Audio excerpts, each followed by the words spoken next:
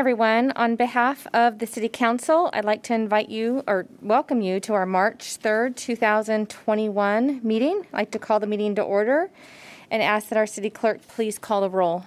Vice Mayor Haddishelt. Yes. Here. Councilmember Alvord. Here. Councilmember Rakucci. Here. Councilmember Mondanza. And Mayor Bernasconi. Here. Thank you. I would like to ask our Police Chief, Troy Bergstam, if he would like to lead us in the Pledge of Allegiance.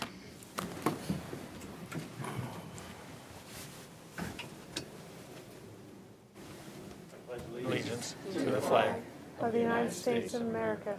And to the republic for which it stands, one nation, under God, indivisible, with liberty and justice for all.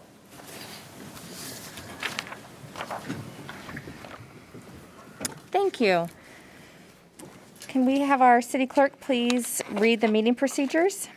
Good evening. Pursuant to the executive order executed by the Governor of California, and as a response to mitigating the spread of COVID-19, the meeting of the City Council will allow members of the public to participate and address the City Council during the meeting. Public comment may be submitted by telephone during the meeting and prior to the close of public comment on an item by calling 916-774-5353. If you call, you may be placed on a brief hold by the attendant. The broadcast is delayed for up to 30 seconds when watching at home. When your call is transferred to the City Council, you will have 5 minutes to speak to a regular agenda item and 3 minutes for public comment.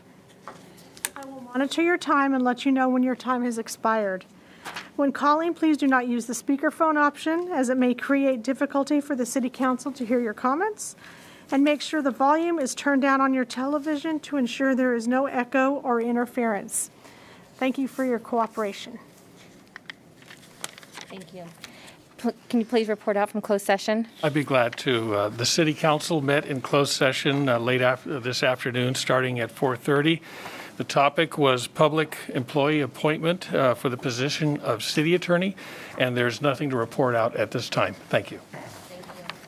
And we do have a report tonight from our City Manager on our city's response to COVID-19. Good evening, Mayor, members of the City Council. Thank you.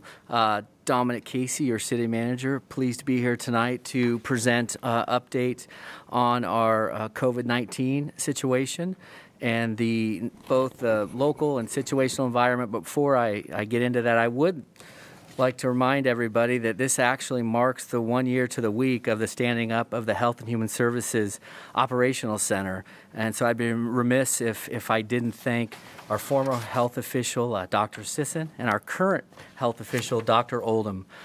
Being a city, we don't have a Health and Human Services Department or a health official, and they have been a huge resource in helping us navigate this pandemic the last year. So I'd like to thank them formally for their leadership and their support. We truly would not be able to do what we do without them. Originally, I had hoped to have a little more to report on this evening. We can pull up the presentation. There we go. To report on this evening, we anticipated hearing some movement maybe around vaccines and potentially around the tier and the framework of the tiers. Unfortunately, we haven't heard any of those updates yet, and so I don't want to anticipate that coming or project what it might be. We'll wait as we anticipate an announcement this coming Tuesday. Good news is cases are trending down, hospitalizations are trending down, vaccines are rolling up, going out well, and so a lot of the metrics that we've been looking at this past year, we're certainly in a much better position this week. As you can see, we still are in widespread purple. However, our metrics have us in red, which right now is something that if you look, it will take a couple weeks for us to move through into the red tier. We're projecting right now, based on the information we have, that it could be as early as March 9th. And as a reminder, as the framework works today, we have to remain in that tier for 3 weeks before we can move to orange. At this time, we have no information on orange and when we can anticipate that, but we will continue engaged in not only on the state website, but the county website, because when you look at them both, The state website actually has an adjusted case rate that would have us a little bit higher than the county has our case rate at, because they do consider the amount of testing that happens, and then it's adjusted accordingly. So obviously we watch both. Both are great resources. I remind our public to the county website for COVID-19, but then also the state CDPH, their website is regularly updated for the county maps and tiers. Very, very useful. So we're looking forward to moving into the red tier, and I'd like to share a little bit what that means on the next slide. As a reminder, looking at the bolded areas, you can see that will allow additional retail and open indoor areas up to 50% capacity, allow our restaurants to open up to a greater capacity. I think some of the what I hear the most anyway is the movie theaters being allowed to be open and enjoy the movies and some of that movie popcorn. In red, that is something you can look forward to, and they are allowed to reopen. And then again, the places of worship is allowed a greater capacity indoors than it is in our current widespread purple tier. A little bit on vaccines. Vaccines continue to be a topic of discussion within the county. I think, can we go to the next slide? One of the things that I'd like to report positively on is in Placer County, we have 100,000 vaccines that have already been distributed. And just for some reference, we have roughly around 400,000 in our population. And so Placer County is doing a very, very good job administering the vaccines and putting out the education. There's a new website that will be coming out. We're not quite there yet, but Health and Human Services and Dr. Oldham's team do share that will be stood up soon, and it's Placer When's My Turn? And so it's an easy way to sign up and get notification. If you so choose to get a vaccination, it'll alert you when and where to do that. And there's a website here that I shared just for some additional information about some of the new clinics. We've seen throughout the city, pharmacies are now taking place. Sutter and Kaiser have expanded their vaccine rollouts. So we continue to see really good movement on that front as Placer County desires more vaccinations. We're still a little under capacity. The reality is we can deliver probably up to 20,000 a week as a county, and we're still doing the 5,000 to 6,000 range. And so certainly we're excited to see with the recent announcement of the new vaccine from Johnson & Johnson coming out to California, in additional Pfizer and Moderna coming out. We're hoping to increase that ability to meet our actual infrastructure to deliver the amount of doses coming into Placer County. Some good news locally that we know was met with a lot of excitement from our residents is the movement on youth sports and the allowing of youth sports. I shared some dates here locally, and you can see this through the rest of the county as well. These are Roseville's dates because we're representing the city of Roseville, but these dates are similar across the county. We're seeing youth baseball and soccer and flag football. Flag football still, because some of the testing requirements are still being worked out.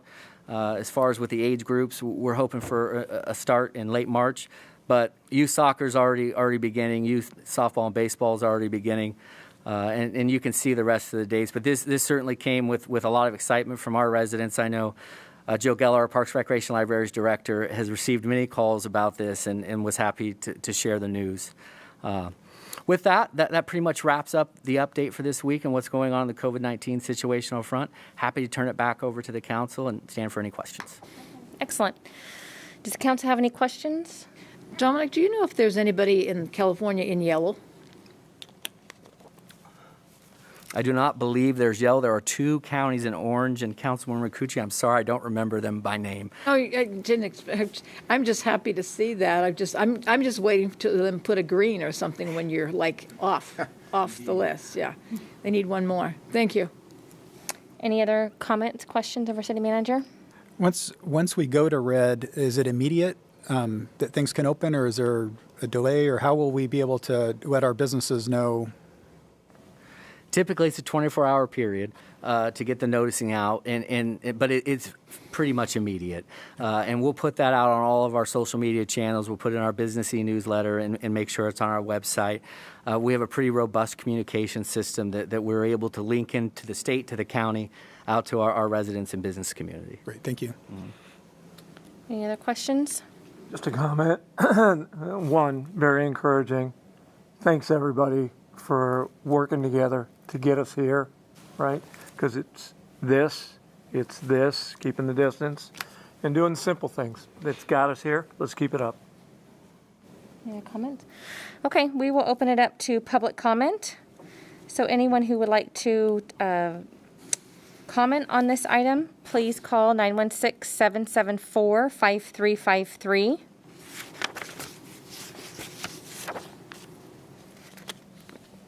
we have any calls? No calls? Okay. We'll close public comment. This item is for information only, and we are not taking any action on it this evening. So we will move on now to item 6, public comments. It's now a time for anyone to call in to make a public comment on any item that is not on the agenda. The phone number is 916-774-5353. Do we have any calls this evening? One just came in. Okay.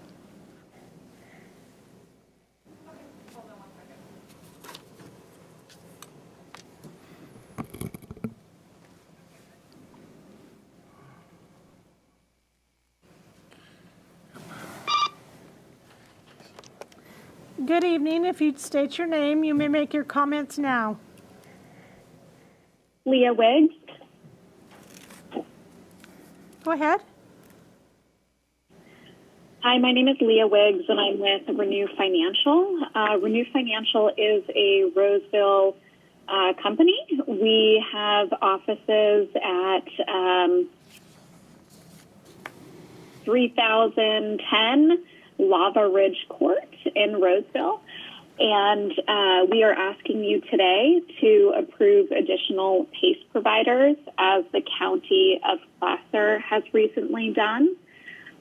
Recently, the Schwarzenegger Public Policy Institute at the University of Southern California came out with a study on PACE, and the Institute's initial study examined the number of jobs created, carbon emissions reduced, and natural disaster cost savings, among other things, directly resulting from over $1 billion of PACE investment.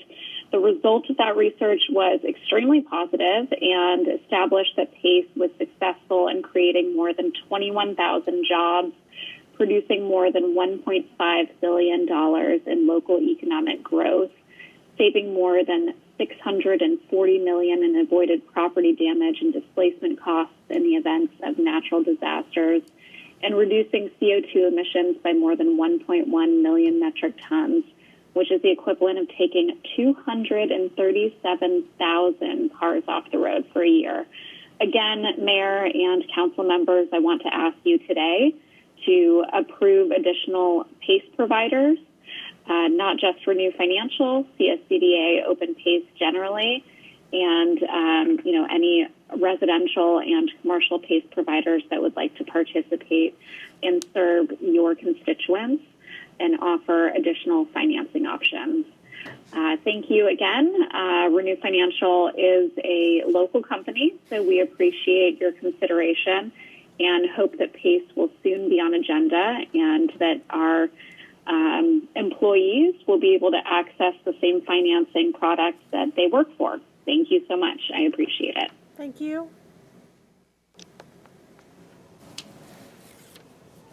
We have 2 more calls. Good evening. If you'd state your name, you may make your comments now. Hi, my name is Glenn Milburn. I represent Y Green Energy Fund. We are a 10-year-old company that does PACE, or Property Assessed Clean Energy Financing, in over 315 jurisdictions across the state of California. We were recently approved in Placer County, the unincorporated parts of Placer County, and I'm just calling to implore the City of Roseville to ask your staff to explore options to add additional property assessed clean energy providers. We believe that is the best for the city to have choice and competition. Our company actually has 25 contractors headquartered in the city of Roseville that are expressing to us that there is excessive demand to use PACE financing through our company to do projects that are related to any clean energy, energy renewal, water conservation, seismic and wildfire resiliency improvements to their properties. And we feel like this is something that would benefit the citizens and constituents of Roseville, and we are just making that clear today. So thank you for your time. Thank you.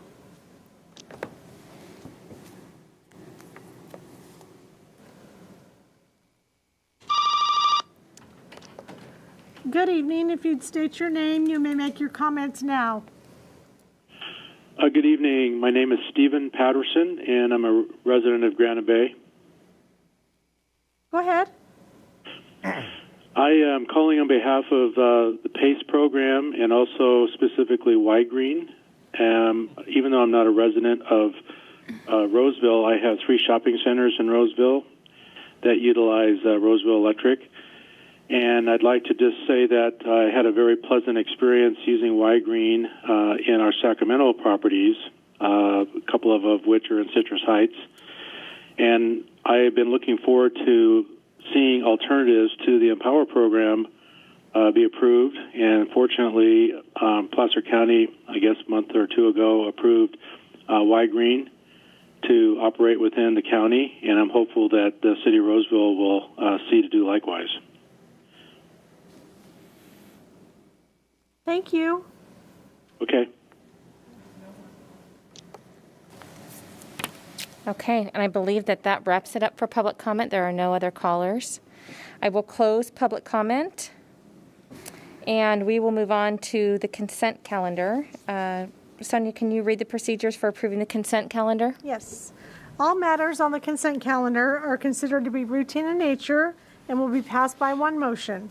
There will be no discussion of consent calendar items unless a member of the City Council, staff, or the public request a specific item be removed. There are no items that have been requested to be pulled off. Mayor Bernasconi, if you would give a few moments and introduce the call-in number to see if a member of the public would like an item removed. Certainly. Now is the time for any members of the public to call in to request an item be removed from the consent calendar for separate discussion and action. The phone number to call in is 916-774-5353. And we do have a little bit of a delay, so I will give it a couple moments.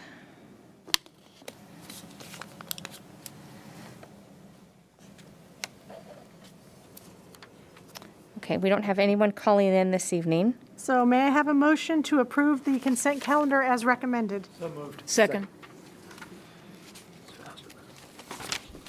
Mayor Haddishelt? Yes. Councilmember Albert? Yes. Councilmember Rakucci? Councilmember Mendoza? Yes. And Mayor Bernasconi? Yes, thank you. Yep. Okay, we will move on to item 8.1, 6382 Phillip Road. Option purchase and sale and memorandum of option agreements. Yes. Good evening, Mayor Bernasconi and members of the council. I'm Laura Mattioli, your Economic Development Director. The item before you tonight is a option and purchase and sale agreement and a memorandum of option agreement with Panattoni Development Corporation, Sacramento, for the acquisition of property located at 6382 Phillip Road. At this time, I'd like to note that the presentation tonight is a shared presentation by myself and Panattoni Development. At the end of Mr. Shadler's presentation, he will return the presentation back to staff, where I will read the recommendation and will be available to answer questions of the council. The project site is addressed 6382. I'm sorry for that up there. It's 6382 Phillip Road and is located within a portion of the Reason Farm property. As shown on this map, the subject property is located along the south and eastern edge of the Reason Farm property, where I have highlighted the property in red. The original acquisition of the Reason Farms property occurred in 2004-2005 and was for flood control purposes, wherein the city acquired 1,749 acres. At the time of the acquisition, the city realized that in the future, that after the flood control improvement projects were completed, that there may be some surplus property and possibilities for other uses on this property. As far back as 2006, the subject property has been thought to be surplus, and it was contemplated at that time in 2006 as an industrial park that could yield property and sales tax and bring jobs to the city. An analysis was done in 2006 by the Community Development Department for a potential job center, and it assumed approximately 18 buildings throughout this site, just totaling over 1 million square feet. It was noted at that time that the site could potentially accommodate more development if desired. Next slide. In 2018, city staff had determined that there was no further municipal use for this portion of Reason Farm property. At the direction of council in 2018, staff began to work to identify surplus properties. Council's intent in selling surplus properties was not only to generate one-time revenues, but to also move undeveloped and vacant properties into ongoing revenue-generating properties and to create jobs. In November of 2019, staff brought forward a list of properties for surplus, and council deemed them surplus. The Phillip Road property was on the list that was deemed surplus for purposes of industrial development, with the intent of creating a job center and to establish ongoing revenues for the city. Please note that during each and every one of our specific plan processes and during the permitting processes, it is important for the city to maintain a balance between land uses, and it is our goal to be fiscally neutral. For economic development, it is our goal to be fiscally positive. In November of 2020, the City Council approved an exclusive right to negotiate with Panettone Development Corporation. Next slide. The exclusive right to negotiate allowed us to work together towards developing a project. Both parties agreed that the acquisition of the property was agreed to be purchased at a fair market value. I'd like to make note that on August 5th, 2020, the City Economic Development Department commissioned an appraisal of the property from Integra Realty Resources, known as IRR. The appraisal gave a market valuation of $119 per acre and a total valuation of $8,190,000. In the appraisal, it was noted, and I will read this, while the parcel is currently zoned for public use, we have been requested to provide a market value for the property under a hypothetical condition that the property is zoned for industrial use. Assuming, however, that the backbone infrastructure has not been installed and the permitting entitlements have not been approved for the property or future development. This was by Kevin Ziegenmeyer. Also, part of the ERN, both parties had agreed that the property would be purchased in phases, and that we were discussing terms of that phasing takedown at that time. The ERN also identified that the developer would be responsible for obtaining the necessary entitlements and permitting, including CEQA, for the project, and the developer would be responsible for the installation of utilities and roadways to the project. Next slide. So a little bit more about the project site. This represents the project site. It's approximately 236 acres in size. It is bisected by a creek as well as the future Placer Parkway along the north and western edge of the property. There is 191 developable acres. Currently, the property is zoned public and quasi-public, and that is a zoning designation that is generally used for municipal and governmental purposes. The original acquisition, if you recall, was for flood control purposes, and that's why the zoning is as such. The property is located just north of a planned 6-lane arterial. This would be the extension of Blue Oaks Boulevard, and it's west of Westbrook Boulevard.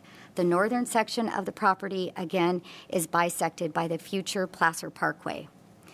Future development of this property will require Planning Department entitlements, including a rezone, general plan amendment, development agreement, and CEQA, and a major project permit. I'm sure I've missed a few. These entitlements will require review and approval by both the Planning Commission and City Council at a future date. Next slide.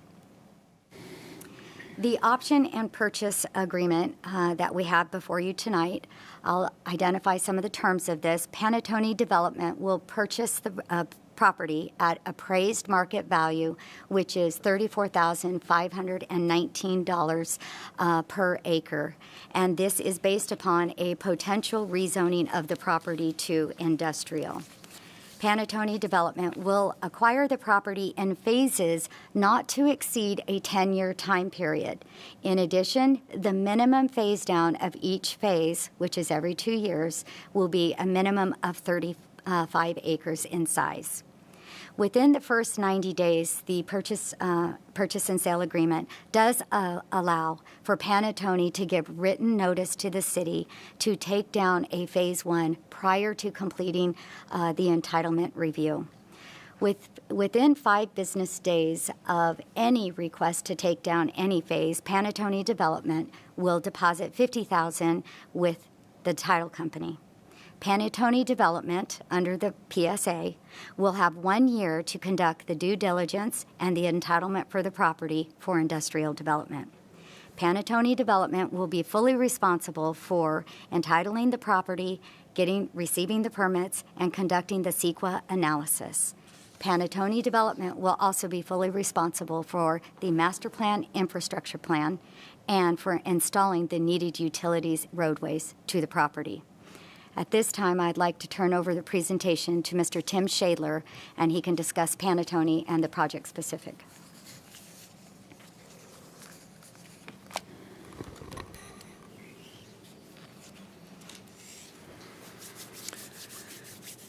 Thank you, Mayor Bernasconi and members of the council for hearing this evening.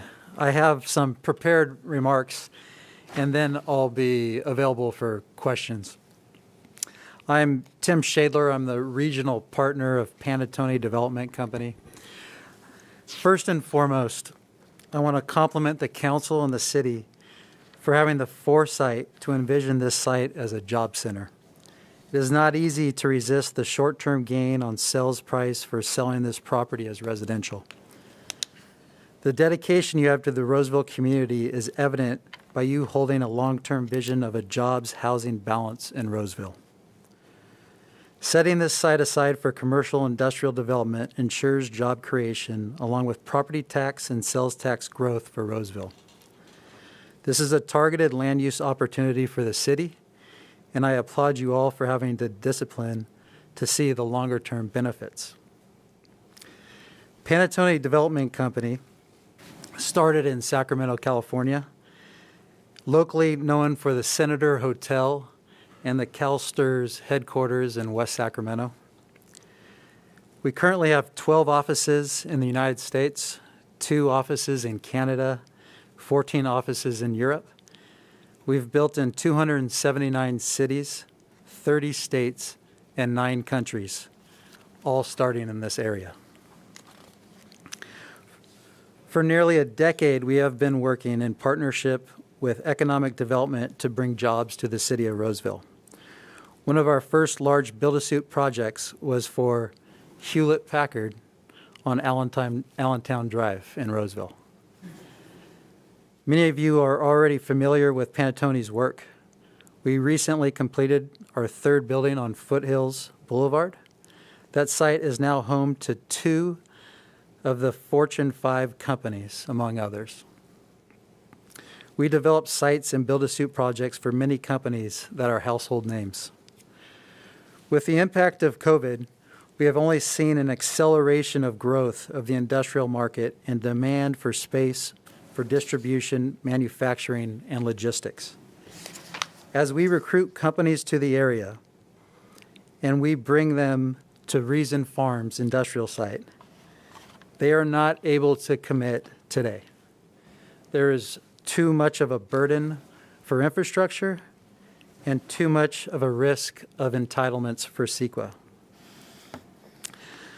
So as we recruit, Roseville gets crossed off the list. I think that's important to know. There's not a site large enough today to recruit these large companies to Roseville. The site itself has a major infrastructure burden. The improvements for the roadways we're estimating in the tens of millions of dollars. There's no CEQA as it sits now, and the transaction as structured gives us the comfort to commit the financial resources and our company resources to finish the CEQA and determine an infrastructure plan. That's no small task. The structure of the option to purchase and sell agreement reflects these hurdles and realities. The 10-year time horizon with the acquisition every 2 years is a structure that we can work with. The provision for extensions when needed makes sense to aid our ability to respond to market demands. This structure is similar to a structure that we have with the Port of Olympia in Washington, which is 200 acres, which we take down 40 acres at a time. In that deal, there's no option payments. We purchase the first 40 acres, and we have 10 years to purchase the remaining 160 acres. The port is also reimbursing Panattoni for the entitlement costs if the entitlements are not to our liking. This is the structure that we presented to your city staff, and they rejected. I want to point out that it's a worse deal for us at the city than it is at the Port of Olympia. While the meeting is not focused on the entitlements or site plan, we've provided for illustrative purposes, a site plan that shows a 9-building layout on the southern section of the property, and you can see that in front of you now. These plans will come into more focus as the entitlement phase moves through the normal CEQA process. Council will hear more about this project and will be able to touch it many more times as it evolves. Thank you for your time tonight, and I'm available for any questions. Thank you very much. So at this time, before I read the recommendation, I would also like to thank our economic development staff, our manager, Troy Holt, who has worked on surplus property sales for the past year and this project for more than 6 months. So I want to thank him very much for his work on this. And at this time, staff recommends that council adopt a resolution authorizing the city manager to execute an option and purchase and sale agreement and a memorandum of option agreement with Panattoni Development Corporation Sacramento LP4 LLC. And both Tim and I are available to answer any questions you have. Okay. Thank you, Laura. Mm-hmm. Do any of my colleagues have any questions on this project before we open it up to public comment? Just a quick one for Laura. Laura, I understand that this was Reason's Farms and that because of the changes that we've made with flood control that it's not needed or not needed as much? It is not needed. That is correct. At all? At all. It has been determined by city staff in 2018 that this portion of Reason Farm was entire property is 1,749 acres. This 236 acre portion is not necessary. There's no municipal use, and it has been deemed surplus. Okay, it's much smaller than the bigger. Yes, it is much smaller than the bigger. Thank you, Laura. Yeah. Any other questions before we open up public comment? Yeah, I have a number of questions, and please bear with me. I'm a recovering land broker. from the 1980s when I was in land brokerage with the now governor of the state of Maryland, Larry Hogan. And I worked for a national home builder as a forward planner. So, and thank you, Tim, for pointing out your Port of Olympia deal. But as I looked at the material here, is there a provision in here that absolutely ties the potential buyer to making this an industrial site? I did not see that in the contract, the option to purchase. The option to purchase is for rezone for industrial development, and through the entitlement permitting process, that will be what they move forward with. If it is not industrial, there won't be entitlements for that come forward to you for approval. Need to see where that is. I didn't see that. Can you point that in the contract or the summary of the, because I saw where they can reconvey should the economic conditions not be to their satisfaction. They can reconvey them. But I was looking very, very much for that. We have some experience, recent experience, where we thought our vision was in a specific direction. But then once the applicant got there, they changed it. So I'm concerned about that. If I could address that a little bit. Please do. Obviously, the property currently is not zoned industrial. Right. For it to become zoned industrial will require an action of the city council after going through the planning commission. So the ultimate control on the zoning of that property rests solely with the city council. So you're in control. And that's, all developers sort of face that risk, if you will, in terms of going through the entitlement process, whether they will get the desired outcome. So if in the future, if there, for some reason, the applicant wants to do something different with the property, residential or something that is contrary to this vision, they would have to go to the city council, and then you are the backstop. The council is the backstop. You could say, no, wait a minute, we had this destined, we were looking at anticipating. But there's not a provision in here that binds them to the vision. And thanks for appreciating the vision, and thanks for having the vision that began in 2006. There's nothing in our action tonight that binds them from coming in and submitting another application for a completely different use there and going through the entitlement process. Is that correct? That's true. It's also a little bit chicken and egg. If we were to put language in there that it shall be only used for industrial purposes, well, we haven't done the CEQA to back up that kind of a assertion in the contract. Okay. Well, I appreciate that, but I'm not sure the timing of this, and I'm not sure because we, unlike other jurisdictions around here, we have term limits. I'm not sure how many of us will be here in the future, and I am a little hesitant to move forward and bind a future council without binding them to a specific use that was envisioned in 2006, if I heard you correctly. Tim, if I might ask, you mentioned Olympia. Have you been involved in other raw land deals like Metro Air Park or anything in the western United States or in the continental United States? Yes. Can you describe those? Are you looking for examples that are similar to this? All right.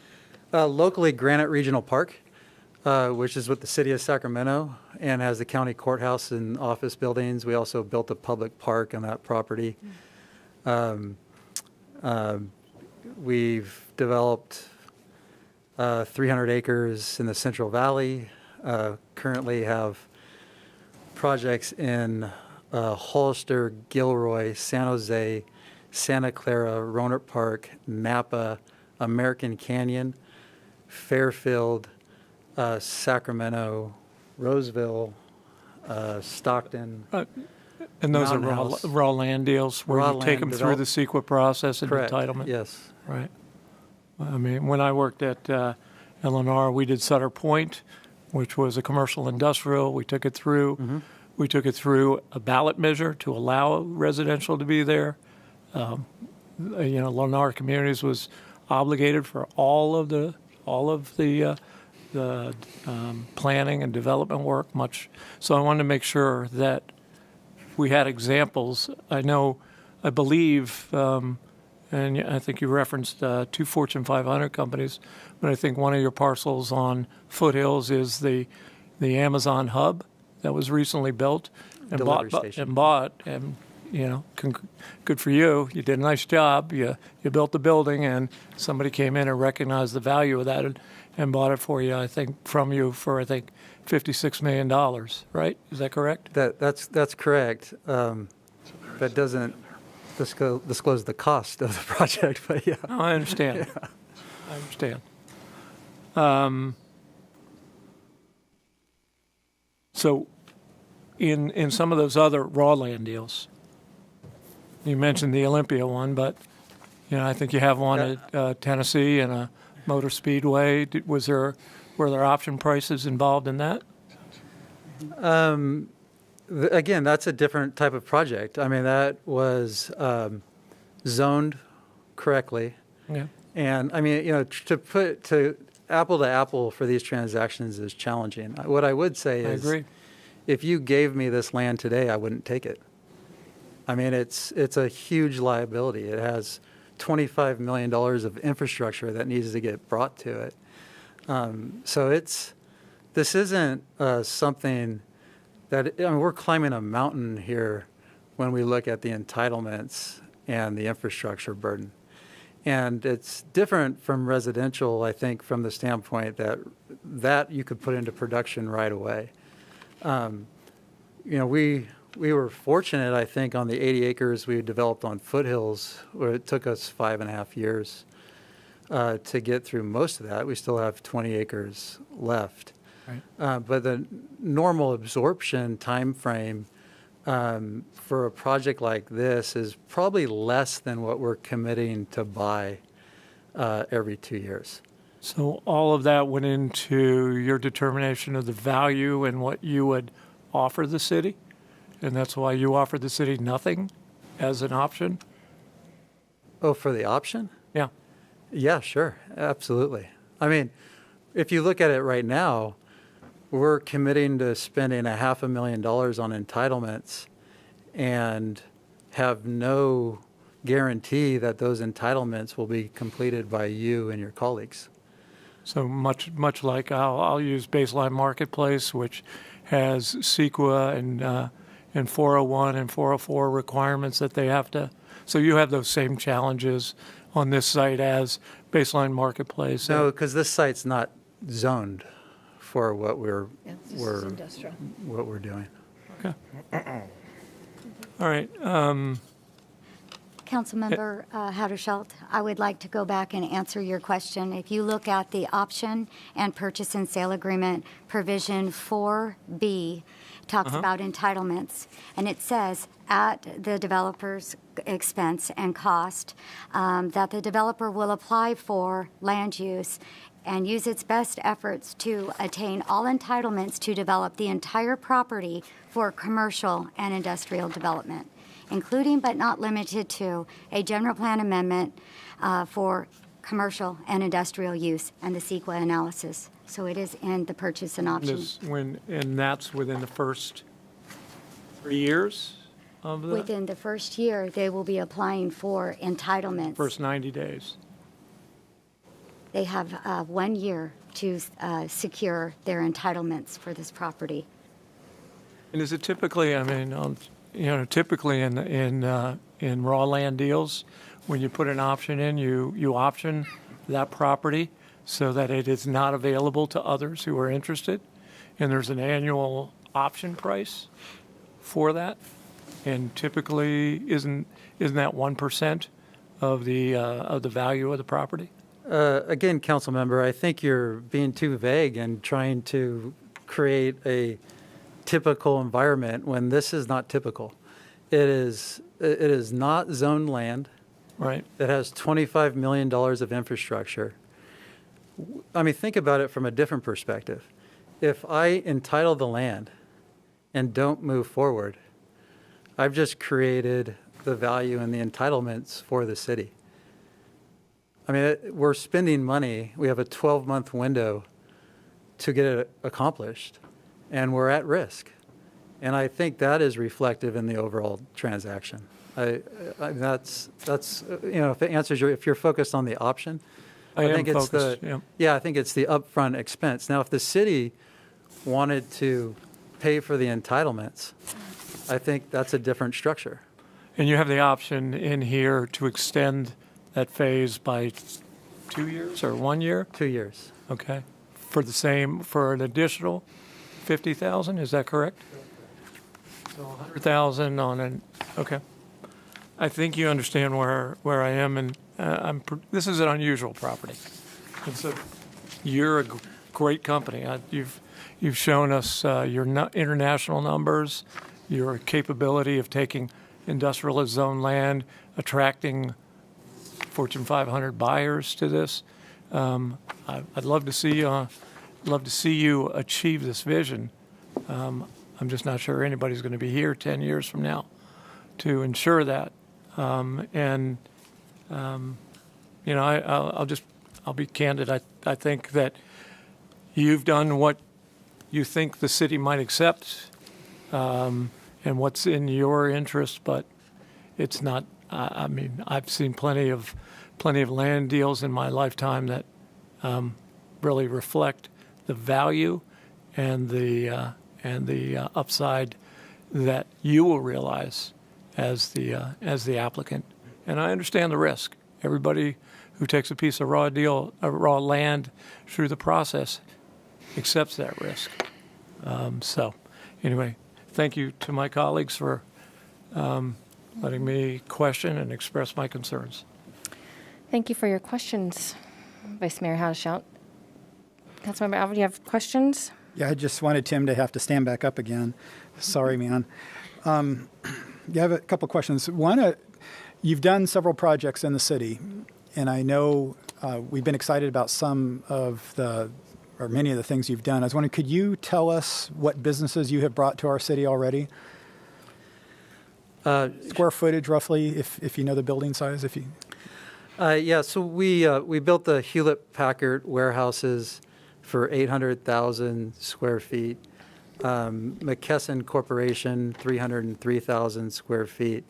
Amazon for 150,000 square feet. Restaurant Depot for 70,000 square feet. Also built the Granite Bay Pavilions office and retail center in 2008. Has a number of local companies, doctors' offices, and tap houses and restaurants. And then I also entitled the 4-story office buildings off Highway 65 and built the first phase of that for Mr. Moyer. So those are the local projects that I've worked on. Now, when I toured Penumbra here in Roseville, it's 160,000 square feet. And I remember walking through that building just thinking that was massive. It was so huge. And what floored me was a comment through GSEC, Barry Broom and our own staff talking about those buildings aren't big enough for some of the real quality employers that we'd love to get here. They want big buildings. And so when I looked at this project and I had to zero in, trying to read through the gray at the square footage of these 9 buildings, several of these are 300,000 square feet. They're huge. I mean, huge. And I was curious, can you combine those? Can you make them even bigger if somebody came in, you hadn't built them yet? Can you put them together? Yeah, so I think that site plan that you see has some flexibility, Lego pieces, if you will, that you can maneuver for various sizes. And so that was really the intent when that was designed, to have some flexibility on recruiting companies. And you're right, I think requirements that we're seeing today are not only much larger, but they're much expensive because of all the robotic equipment that you see in the facilities today. We have one that we're working on that we would have liked to recruit to Roseville, but because of the lack of land, we couldn't. That is a $175 million facility. And, those are the type of companies and users we want to recruit to increase the tax base And obviously, everyone wants to live in Roseville. It's such a beautiful place, so that sells itself. And that was my last question I wanted to ask you. I know sometimes when companies like yours come into a city and they bring projects, they do some analysis ahead of time on some of the economic impact in the future. Have you guys done anything like that out there? Do you have any figures you might be able to share with us? Yeah, so we did commission a company to give us that information. I'll let Abby talk about those facts and figures that came out of that study, if you will. Good evening, Mayor and council members. I'm Abby Wertheim. I'm a development manager at Panattoni. So we hired economic and planning systems here locally to look at the economic and fiscal impacts potential of this project. And on a fiscal basis, the annual general fund contribution could be on the order of magnitude of $584,000 from this site. On the economic side, typically these studies look at kind of two metrics, a one-time impact from construction, and that one-time impact could be up to $1 billion, and the creation of 5,300 jobs from construction alone. The ongoing annual economic impact is estimated to be at $950 million.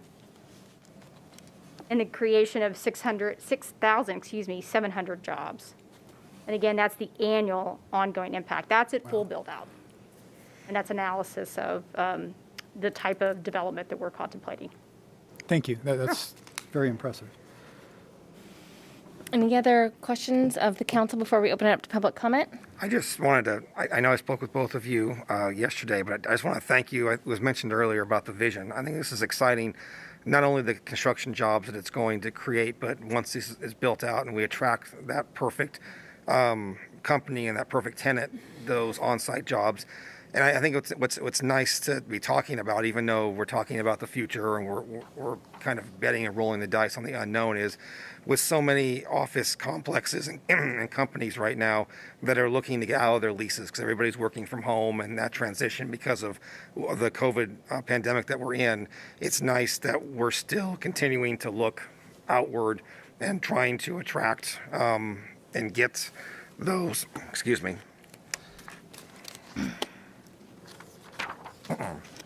trying to look forward and trying to attract those bigger employers and those bigger companies. So I just think it's great that we have the vision and that we're looking that way, and I'm just excited to see what this site provides us long term. So thank you. I want to tag team with you on that.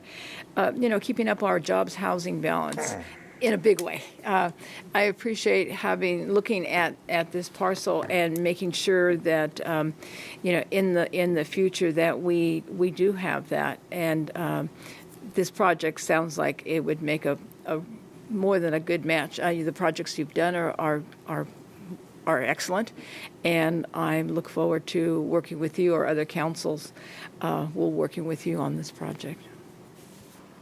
Okay, if there are are there any other further comments before we open it up to public comment? Yeah, Laura, walk me through so I'm just not reading words and misunderstanding it. What's the timeline here? The timeline here is not to exceed 10 years. And I did want to highlight why we have the phasing the way we do.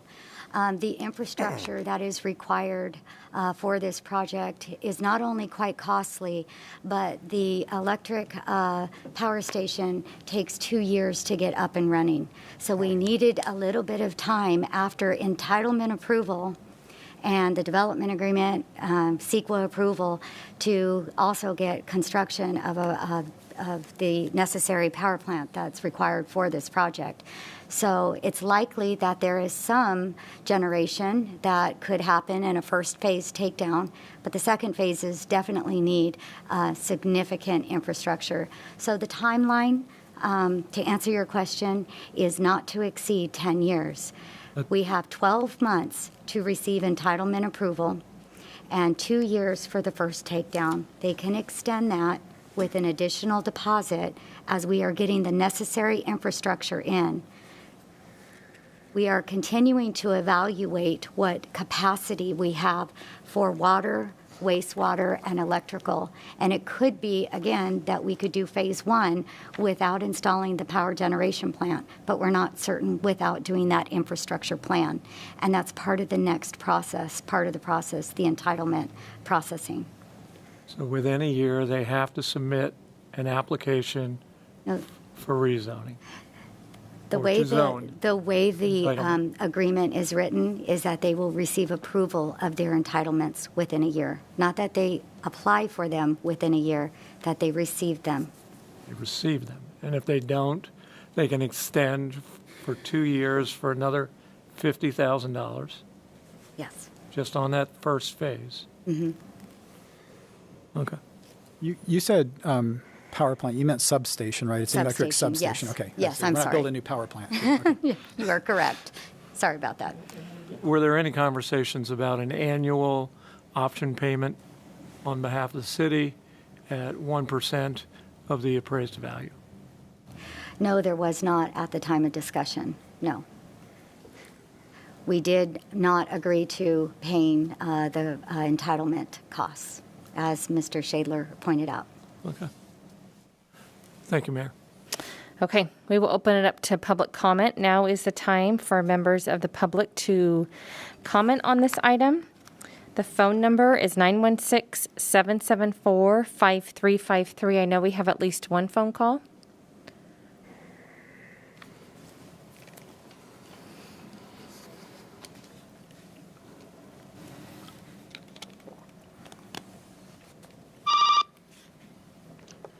Good evening. If you'd state your name, you may make your comments now. Hi, my name is Barry Broom. I'm the president and CEO of the Greater Sacramento Economic Council. Enjoyed the conversation on this project. Obviously, Roseville's economic development team is exceptional. This developer has 148 million square feet under management, and this is the kind of developer we need in Roseville and throughout the community. There is unlimited demand right now for industrial.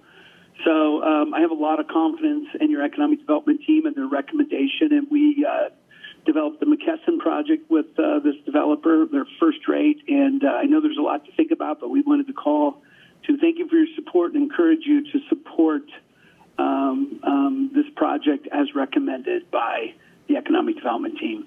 200 acres in industrial will be a shot in the arm, even if it is a few years down the road. So thank you for your time, and thank you for your support. Thank you for the hard work for our community. Thank you.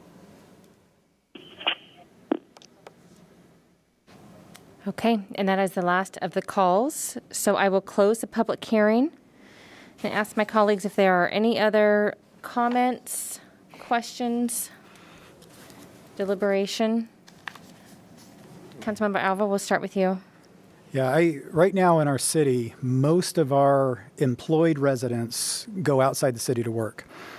That makes us more of a bedroom community, and our job centers, the majority of them are outside the city. The city's going to continue to grow bigger, and so that's going to be more of a problem in my mind. This property's been earmarked as the last big job center in the city. It's been earmarked back for city managers, all the way back to Craig Robinson, and I've heard long-term staff talk about that. We have a very good history with this developer. We've had developers, for example, came downtown with big promises, never happened. This developer has pulled through on everything they've promised, and that says a lot, and we appreciate the projects you've brought to us. This is a critical decision by our city council tonight, I think. And this is something that, we'll be off council before the whole thing's probably done, but it'll get underway while we're here. And we're going to be around to remind the next councils. But we've got to have the courage to do something significant for the long-term economic feasibility of our city. We've got to get a big major job center back in here to match some of our growth. This is so important for this decision tonight. The estimates they gave, that's $950 million. That's almost $1 billion a year of economic prosperity for our city. That's huge. 6,700 jobs. That's huge. And if we put houses in there, this is the opportunity to do it right, and this is the only property we have left. So I really encourage my fellow council members to support this. This is critical. Appreciate the risk you're taking.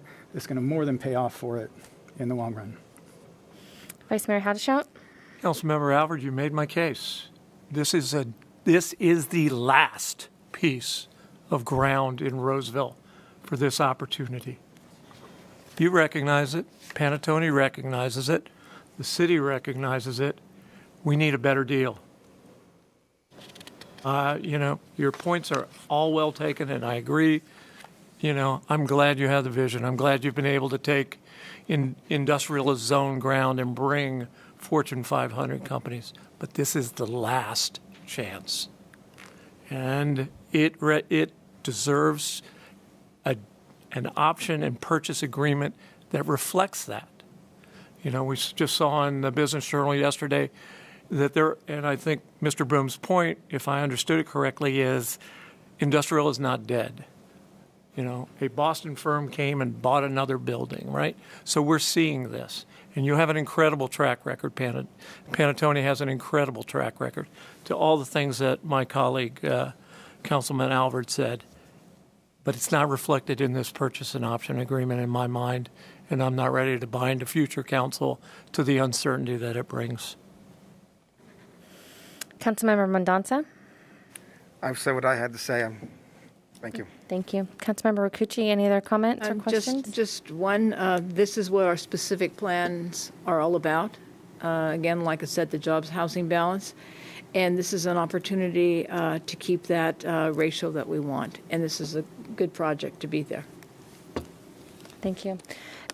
My comments are real simple, and I agree with Councilmember Alvord and Rakucci and Mendonça in the sense that I feel like this is exactly the vision that our city leadership and prior councils have had, and we're working with a partner who has a proven track record, and there's absolute risks on both sides, but I feel like this will be a legacy that we can be very satisfied leaving. So unless anyone else has any further comments or questions, I think we're ready for a motion.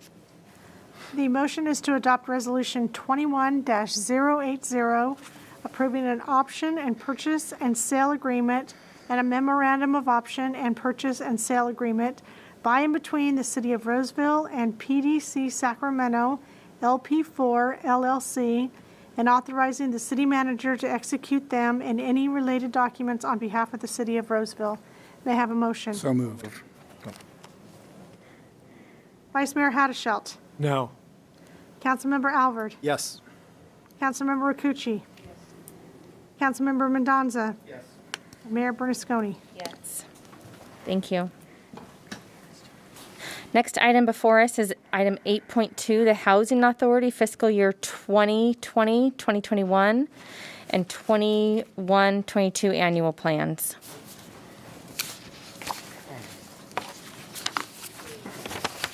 And members of the Housing Authority Board. I'm Tricia Isom, Executive Director of the Roseville Housing Authority. Tonight I'll be presenting the Housing Authority annual plans for fiscal year 2020 and 2021. Can you talk a little bit louder or put the microphone close? Yeah. These masks, we can't hear anything. Can't hear, yeah. This is... Sorry about that. When we wear them, we can't hear you. Thank you. The Housing Authority annual plan provides information on basic PHA policies, rules, and requirements concerning Roseville Housing Authority's programs and services. It also informs HUD and members of the public of our mission, goals, and objectives for serving the needs of our assisted households. The annual plan follows a progression of the 5-year plan submitted to HUD in 2020. Roseville Housing Authority, or RHA, is required to submit an annual plan to HUD each year by April 15th. HUD granted housing authorities an extension last April due to the pandemic, so this year we're submitting both our 2020 and 2021 annual plans. The draft annual plans are required to have a 45-day public comment period, which was noticed on January 15th and closes tonight, March 3rd. To date, staff has not received any comments regarding this item. Roseville Housing Authority's 5-year plan goals are shown on this slide. In order to expand the supply of assisted housing, RHA applies for additional vouchers as applications are released. In 2020, we were awarded 5 new VASH vouchers, which house our homeless veterans, and 11 mainstream vouchers, which serve those with disabilities and are at risk of homelessness. We recently received 25 more VASH vouchers in January 2021.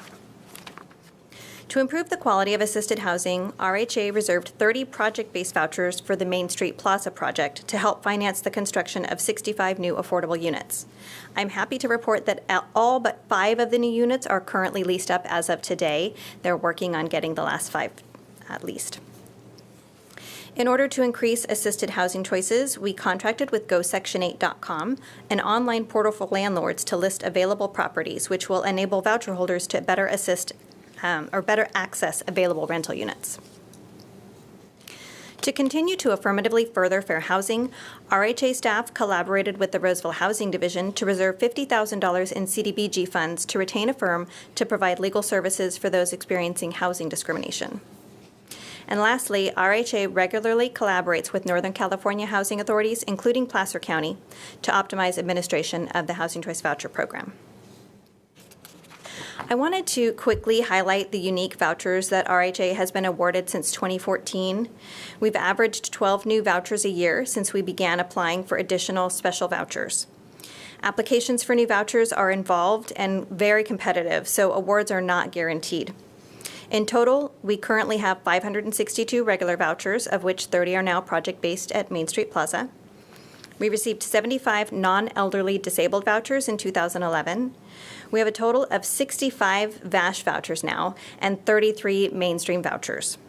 With special vouchers come new requirements, and both VASH and mainstream vouchers require extensive case management as well as collaboration with different case managers through either the Veterans Administration or Placer County Health and Human Services. For RHA to be in compliance with Housing Choice Voucher Program regulations, the lease-up rate for each calendar year cannot exceed 100% of its allocation of vouchers per voucher type, while expending no more than our annual budget allocation for the program, which is, for 2021, it's $5.5 million. So it is quite the balancing act. Roseville Housing Authority has received high performer status from HUD for the last 16 years in a row, and we were recently awarded the 2020 VASH Program of the Year Award for the Pacific Southwest region. Tonight, we are recommending that the Housing Authority Board receive public comment on the annual plans and adopt the resolution authorizing the submittal of the fiscal year 2020 and 2021 annual plans to HUD. That concludes my presentation. I'm happy to answer any questions you have.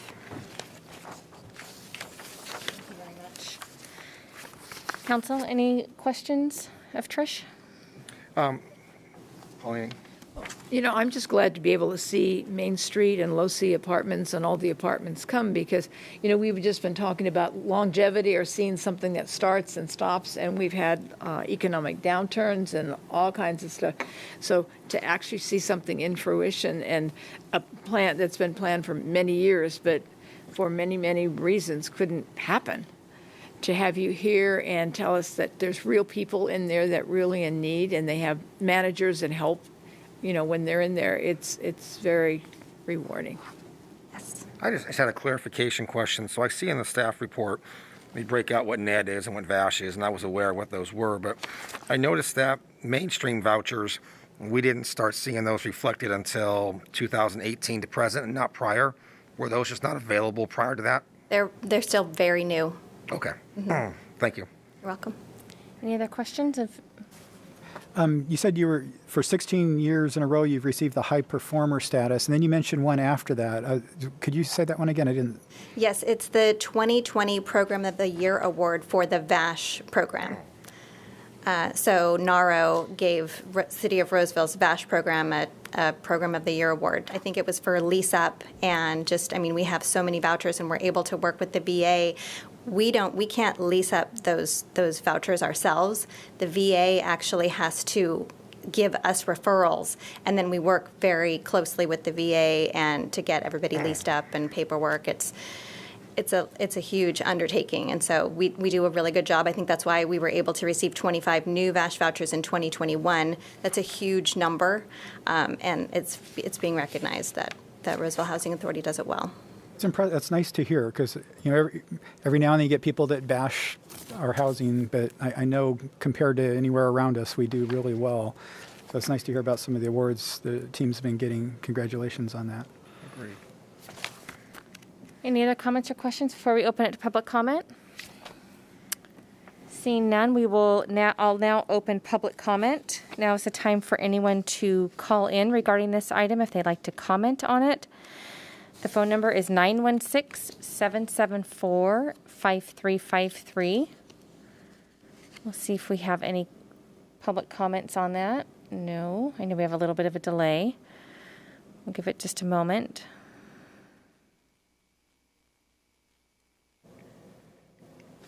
Okay, seeing none, I will close public comment. Does the council have any further comment or questions? Nice job. Thank you. You know, you deserve all those awards, and everyone who came before you, even if they do work in the city of Sacramento, deserve those awards. Well, the staff is exceptional. We're very lucky. I just feel every time that we hear from you about what it is that our city is doing, I think it's another area where we do shine and we try to offer as many options as we can. There will always be a need that we can't meet, but I think that you should be really proud of the work that you're doing. Thank you. So if there are no more questions, we will ask our clerk to please read the motion. The motion is that the City Council, acting as the Board of Directors for the Housing Authority, adopt Resolution 1-21, Housing Authority of the City of Roseville, approving the fiscal year 2020-2021 annual plan, and adopt Resolution 2-21, Housing Authority of the City of Roseville, approving the fiscal year 2021-22 annual plan. May I have a motion? So moved. Second. Vice Chair Hadeschelt. Yes. Authority Member Alvord. Yes. Authority Member Rakucci. Yes. Authority Member Mendoza. Yes. And Chair Bernasconi. Yes, thank you. Thank you, Tricia. Okay, we have come almost to the end of our agenda. I will open it up for our last public comment. This is a time when anyone can call in to comment on any item that is not listed on the agenda. Now is your time to do so. The phone number is 916-774-5353. And we have one call so far we'll put through.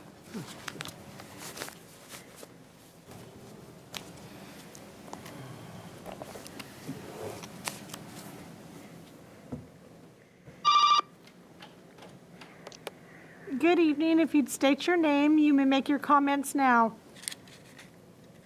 Good evening. My name is Emily Ramey. I represent Y Green Energy Fund. Can everybody hear me? Yes. Yes. Okay, thank you. I represent Y Green Energy Fund. We are a leading PACE finance company, and I am very grateful for the opportunity to speak with you tonight. Thank you for this time. Y Green is the leading nation's residential and commercial PACE financing company. Similar in policy and program design to your existing Empower program, Y Green provides financing options for homes and businesses to make important disaster preparedness and resiliency upgrades to their properties. We just celebrated our 10-year anniversary last October, and we've grown significantly since our earliest days, setting up the Sacramento Clean Energy Program. We have over 25 authorized contractors that are headquartered in Roseville, and dozens of other local contractor businesses located throughout the greater Placer County area, which you heard from one of them earlier this evening, along with my colleague Glenn Milburn, who represents our government affairs. I help with our commercial business development program, and the reason I'm here for you tonight is to strongly urge the consideration of adding Y Green as a PACE program provider to the city of Roseville. Over the last 5 years, we've heard from literally hundreds of contractors and property owners who currently have access to the Empower program, but want more options in PACE financing. In fact, they want Y Green and have been asking us to get approved in the region for a long time. It's a well-known fact that a competitive market with choice and competition is the best way to ensure optimal service delivery and consumer products. The good news is the Placer County Board of Supervisors unanimously approved our program last December. And now we're in the process of trying to get local cities like Roseville on board as well. I'm here tonight to strongly urge City Council to direct staff to prepare an agenda item and consider our program for your city and its constituents. I'm sure you've heard from other speakers tonight about the strongest consumer protections in the PACE industry and how those have really enhanced over the last few years. Over the last few years, there's been a great deal of improvement on consumer protections and contractor management. Much of these program enhancements were already part of our standard process and were simply codified through legislation. Many stakeholders weighed in on the legislative process that created these new laws for PACE finance, including the California Association of Realtors, Treasurer tax collectors, consumer advocates, and the PACE industry more broadly. These requirements exceed the current Empower program guidelines, so that you should know. In particular, AB 1284 establishes the state's oversight for the California PACE program through the Department of Financial Protection and Innovation and requires PACE administrators that are not local governments to obtain a license under the California financing law. They are also held accountable for screening, training, and monitoring the contractors and sales reps enrolled in their programs. And lastly, PACE providers have to determine a consumer's ability to repay, including income verification before entering into a PACE contract. Again, the Empower program guidelines do not have these more robust Emily, programs. You need to wrap up your comments. You've exceeded your time. Oh, okay. Thanks very much. That's all I'll say tonight. Thanks for the time. Thank you. Thank you. Any other comments? Okay, no other calls. I will close public comment.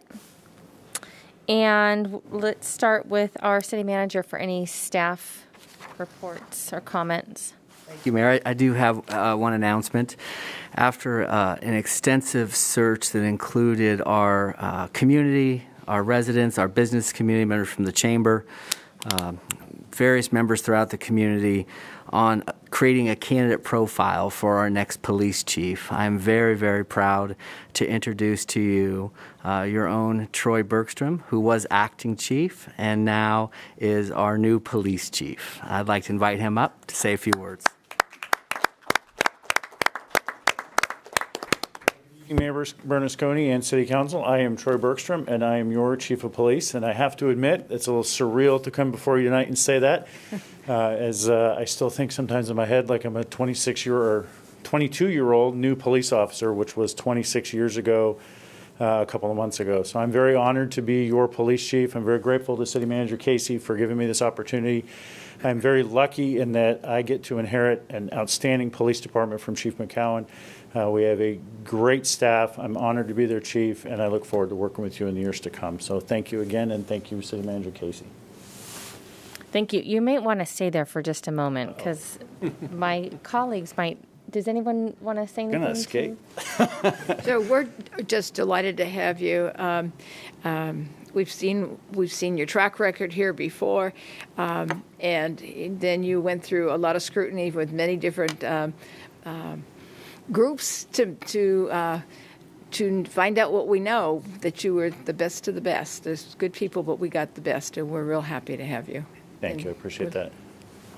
Chief, congratulations. I've already had the chance to work with you on a few items, and I can't tell you how excited I am to have you as our new chief and to continue that relationship. So congratulations. Well earned. Thank you.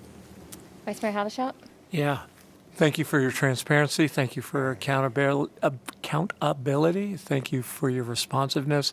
I'm not doing math. You were 22 years old, 26? 22 years old when I started, and it's been 26 years. In 2 months, right? And a couple months, yeah. January, luckily enough for me, the math is simple because I was hired at my first agency on January 15th, and I was hired in Roseville on January 15th, so it makes it easy to remember. Okay.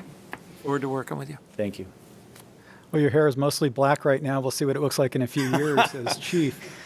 Wife said the same thing to me. She said we should take a picture and see what it looks like in a few years. I just want to say, I knew you were going through the process and getting interviewed by different groups and committees, and council was approached more than once by your internal staff highly recommending you.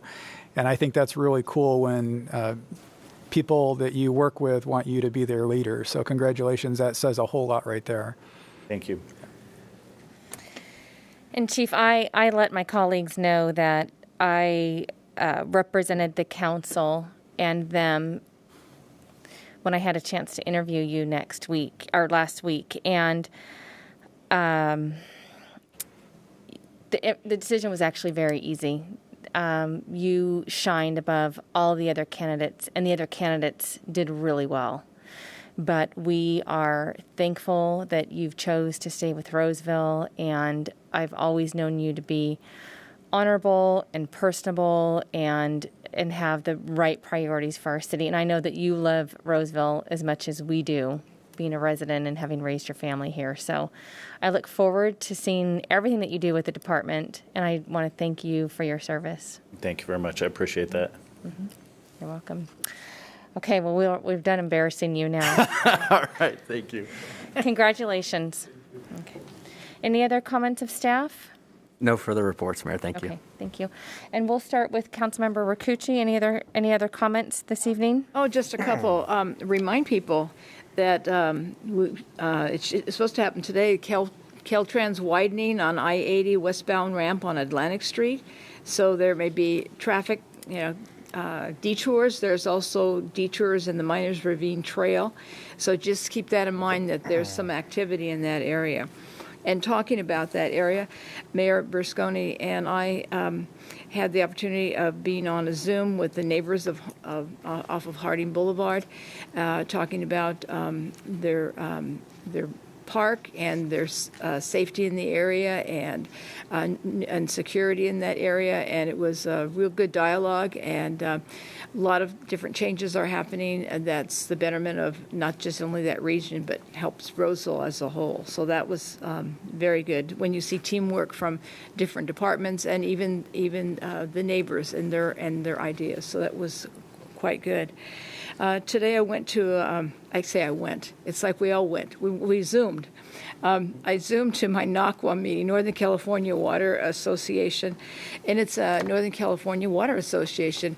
What was particularly interesting today, and we're a member, is that they were celebrating their 30th anniversary, and they had a couple YouTubes of some of their board members now and some that had been in the past, and many of these residents on the board are farmers, and so you'd have people who were generational and not just 1 or 2 years. We're talking 5 and 7 years.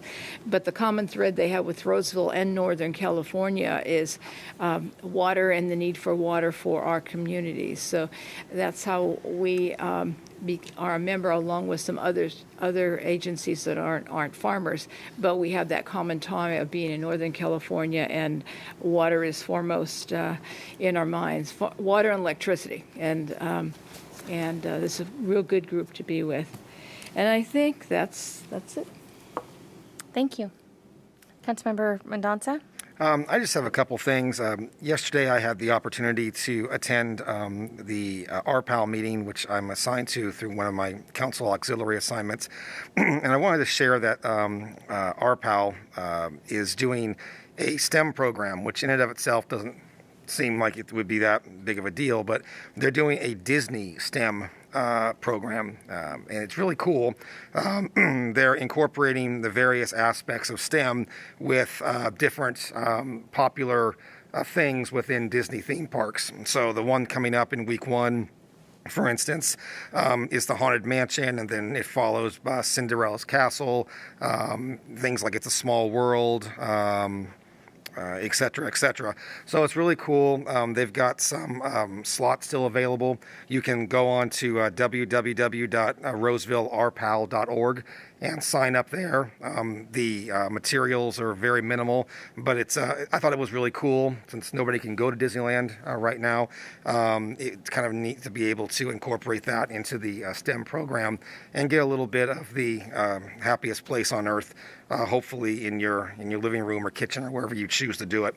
And the other announcement I had is just my standing one that I give at the end of every meeting. Please don't forget about our local businesses. If you have an opportunity and can do so, please go out and support our restaurants and our local businesses. They still need you more than ever. They're relying on us to keep them afloat. So please, please go out there and support them. Thank you. Thank you. Vice Mayor Haudashelt? Yeah, pray for rain, I think, is what I want to say. We are incredibly dry. And so we have an important regional water authority meeting next week.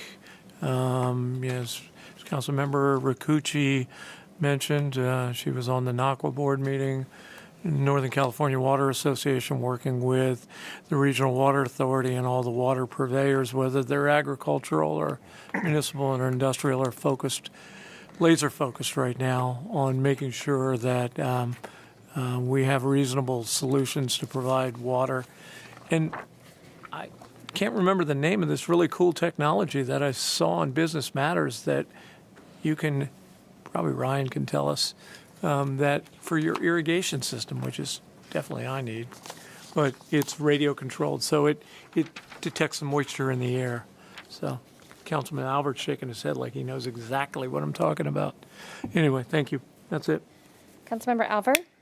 I just want to mention we just a few days ago we passed the 1-year anniversary of our perpetual water contract, and I remember for years at the cap-to-cap trips where we would go back to Washington, D.C., and Pauline was part of this, we would strategize and go into the Bureau of Reclamation, which handles Folsom Dam. They own it, federal. And we were working on strategies to try to get just our long-term water contracts back. And we were being successful. It was working, but a really cool pivot happened. And through this WIFIA program, we were able to actually get a perpetual contract. So a year ago, Dom signed the contract for the city, and it was just a super exciting time. You know, it's not the only water we need, but at least we know that amount is a given. And so that was kind of a neat anniversary to pass. And then the other thing I want to mention is tomorrow at 5:30 p.m., I'm holding a coffee with council, trying to get those going again. It's virtual right now until we can meet in person, but if you'd like to talk about pretty much anything related to the city, please sign up. You can go on the city website and register, and it'll send you an online virtual link, and we can chat tomorrow evening. Okay.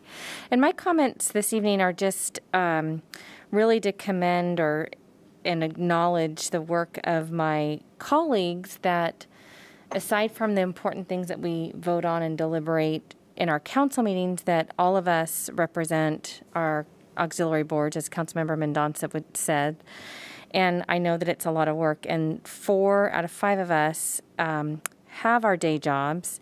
And the 5th one spent her entire career helping other people as a nurse in public service, and now gets to spend a little bit of time with her husband and grandkids, which I'm sure also keeps you really busy, because once parents are retired, we like to put them to work watching our children. So anyway, I just wanted to acknowledge my colleagues, and although we don't always agree on issues, I know that we are all passionate about our city, and so I appreciated all your comments this evening, Bruce. So unless anyone else has any questions, I will adjourn us, and I should always know this, that, I know, we meet St. Patrick's Day, March 17th is our next meeting. So I will adjourn us till then at 6 p.m. and thank you all very much. Good evening.